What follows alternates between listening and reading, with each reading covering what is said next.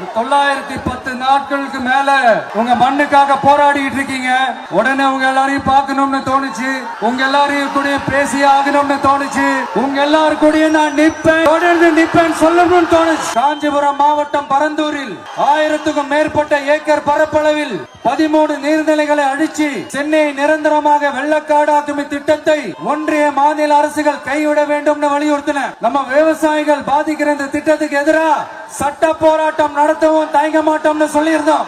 அதே இங்க உங்க முன்னாடி ரொம்ப ஸ்ட்ராங்கா வலியுறுத்துறேன். இந்த பிரச்சனையில நான் உங்களோட உறுதியா நிப்பேன். பரந்தூரில் புதிய விமான நிலையம் அமைக்க மேற்கொண்ட நடவடிக்கைகள் இந்த அரசால் கைவிடப்படும்.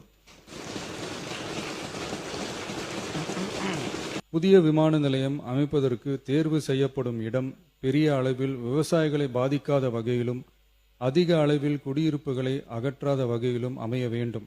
ஆனால் முந்தைய அரசு விவசாயிகளை பெரிய அளவில் பாதிக்கும் வகையிலும் குடியிருப்புகளை அதிக அளவில் அகற்றும் வகையிலும் விமான நிலையத்தை அமைப்பதற்கான முயற்சிகளை மேற்கொண்டது.